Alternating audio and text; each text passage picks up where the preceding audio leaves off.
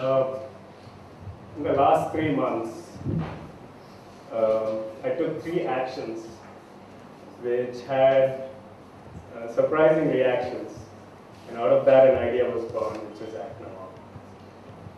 The first action was I sent an email to the chairman of the National Highway Authority of India. And it had to do with the highway, the National Highway 47 between Whiteland and Arun Junction. It was just a simple short email that said what I noticed and what the issue was with the project that was going. And that was it, I didn't expect anything back. But I guess the chairman read the email, and a regional head from Hyderabad gave me a call. And a few days later, the local project manager gave me a call. And it was all surprising, and then they wanted to meet me face to face. And so I went, I met them. They gave me a little background of the project, showed me the blueprints, the designs, the difficulty in working in Kerala, and why the project was taking so long. And they heard my side of the story, my opinions, my views, and they're very open, very friendly. And this is their office that I went to. And one of the things they liked was somebody said something. And that gave them some power to throw back at the people to build more roadblocks and roads over here. In the end, it was just a 10-kilometer highway. The project has been going on for 6 years, and it has cost the taxpayer over 150 crores or more. That was their estimate. And they're saying it will be completed in the first quarter of 2010. The second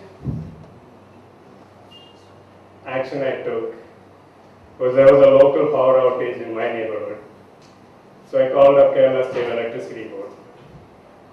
They took my complaint, and for an inquiry they said I was the first one to make a call.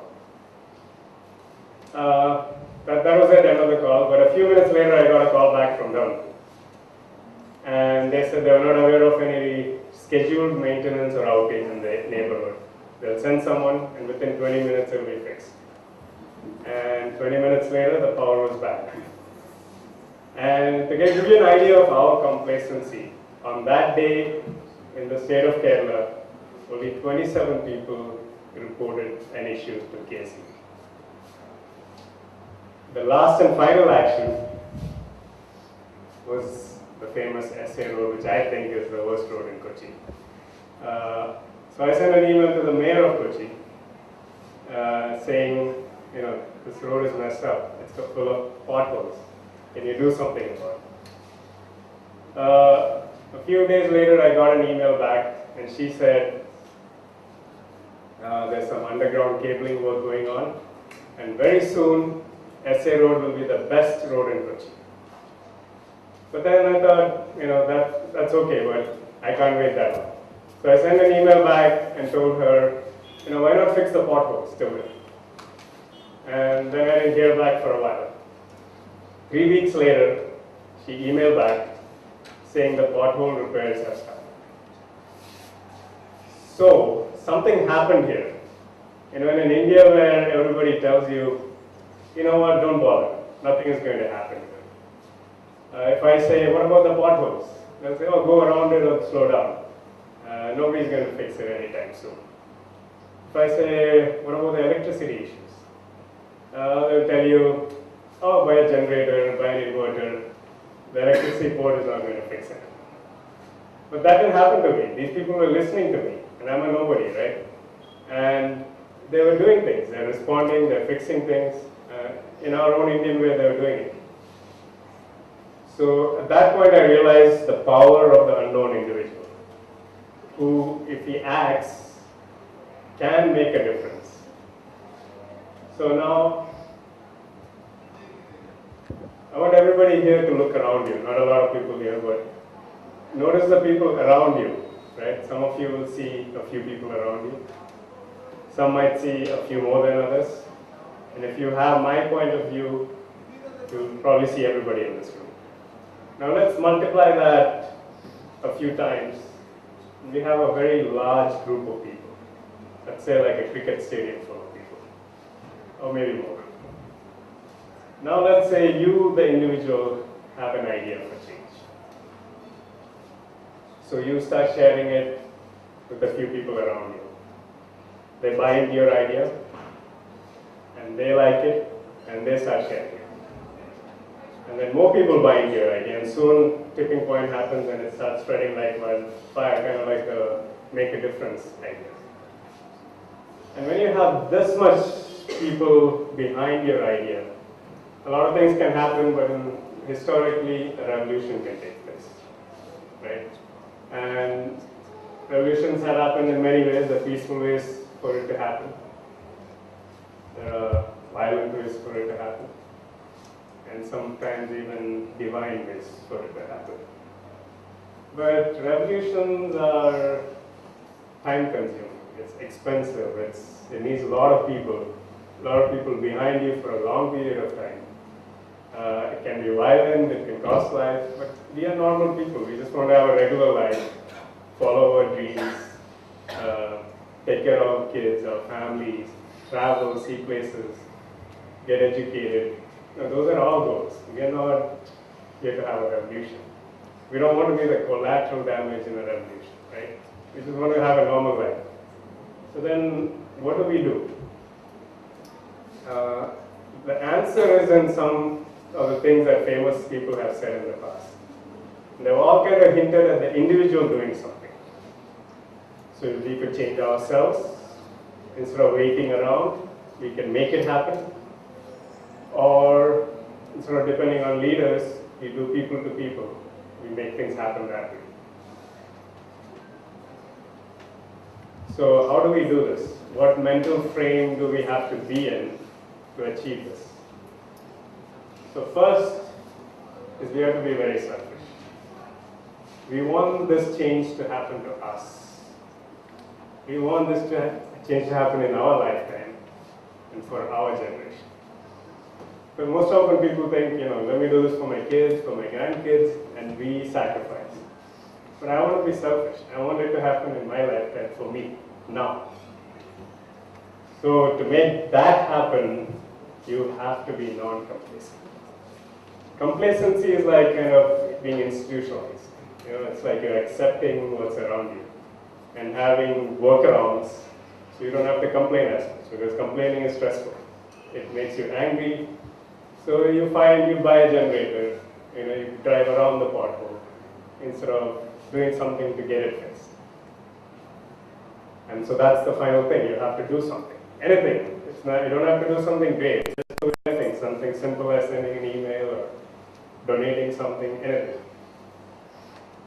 So this is where my way of what I sat and thought is, why not use Twitter to do this? And that's where the Act Now on idea came in. So it's a basic Twitter account.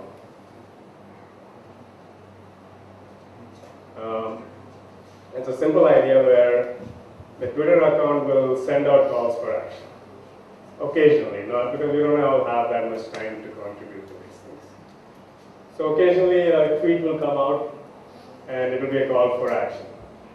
So it could be something simple as do something about the state of roads in your city.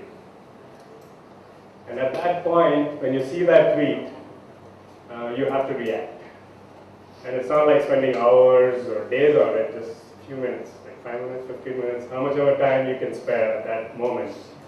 And only if it matters to you. Like if you have something to say to somebody or do something at that point, then do it. Otherwise, move on, do something else that's more important to you. And once you have taken that action, tell Act Now on what you did. So you send a reply back saying, I emailed the mayor of Kochi, or whatever action you took. You send that back and the site will keep a track of what actions you took over time. Now you must be wondering, why Twitter? Because even though the idea is individuals acting independently and not forming groups or being organized, underneath the layers, invisibly, that group has to form. You're not forcing a group to form, you're not organizing a group to form, but just your actions happening everywhere, that group kind of forms. And that's where Twitter comes in, because Twitter today is the best technology we have for creating that invisible network of groups. And so when that Act Now On tweet comes out, and everybody in this big followers of Act Now On, a few percentage starts acting, you get that group chemistry happening. Now, even though you're all acting, it's very important how you react. Because there's a lot of emotions that can come into play when you react. So how do you react? So first of all, be very refined in your reaction. You don't want to attack the person who has to do something for you, attack their intelligence, ridicule them. You want to be refined and say it in a nice way so they are willing to listen to you. In your arguments, there will be an argument. Anywhere you go, especially we are very argumentative. So there will be an argument. So the key to an argument is to be convincing. Because if emotions come into play, people will start fighting. You'll see politicians punch each other sometimes because over an argument. But if you're convincing enough that the other person gets what you're saying, then your argument has more power to it. And finally, we don't have a lot of time, so you have to be very precise and also very pleasing in your expression. Precise because you have to be clear. Right? Vagueness doesn't achieve you anything. You have to be very precise as to what you want to achieve with this.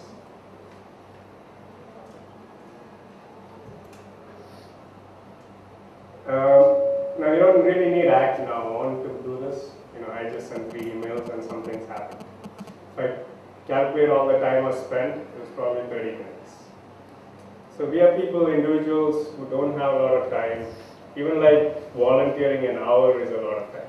Even though we have a lot of free time, mentally to us it's a lot of time. So you don't need something like Act Now On to do this. Whenever you feel like you react. But the important thing is be less complacent. But Act Now, use it as your reminder to act. Once in a while it tells you to act. So use it as a reminder to act. And then don't worry about what happens after. You're not interested in that. If the follow-up happens, then good, you follow it up. If nothing happens, fine, move on with your life. So let those little actions that keep taking place, let them happen, and over time, kind of flow into rivers of actions, and then come together in this massive ocean of change. Thank you. When are you planning to launch this project right now? I'm planning to launch end of January, but the site is up now. You can go there. You can start following Act Now On, and you can also suggest the first call for action. And what is the unique selling point? What is the tweet? The People of India was just, when I first was using Twitter, I was interested in how many Indians are there on Twitter. And so it was just a weekend project. I put up a small site where I started collecting from Twitter all the users from India on Twitter. And now it's grown to over 200,000 users listed on People of India.